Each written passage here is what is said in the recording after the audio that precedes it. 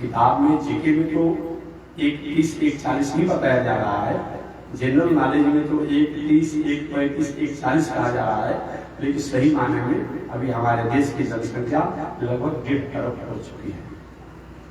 किसी का नाम छूट जाता है, किसी का नाम दुआली हो जाता है ऐसे, लेकिन लगभग 1.5 अरब है।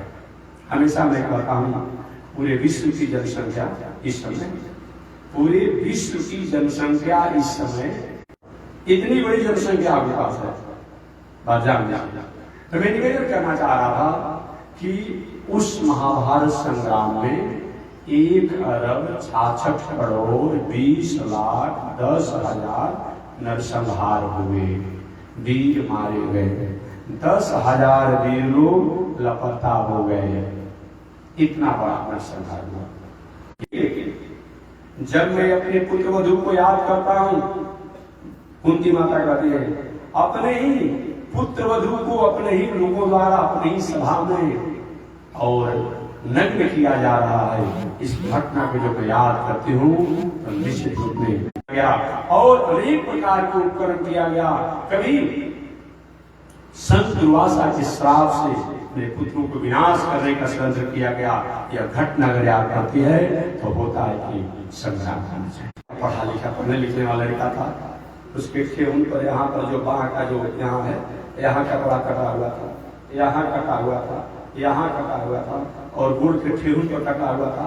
आज जैसे कि नगर पालिका में अगर कहाँ काट दिए वही अपने आप एडवांस किया था, तो हमने भी कह दिया कि तुमसे तो अधिक एडवांस से पशु रोग है कि लंगटे रहता है, तो एडवांस तो कमजोर हो गया। अभी तुम जहाँ तहाँ कपड़ा छोड़ देते हो, जहाँ तहाँ पहनते हो, अब पशु तो लंगटे ही रहता है, तो तुमसे एडवांस तो वही है। यही एडवांस जो की पहचान है। दुर्भाग्य है वो जीवन का भी मतलब नहीं होता है।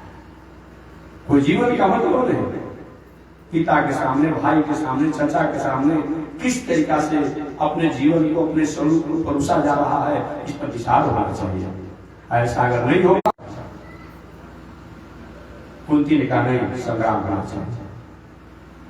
द्रौपदी को दुशासन खींच के चलाया, वस्त्रों को खींचने लगा।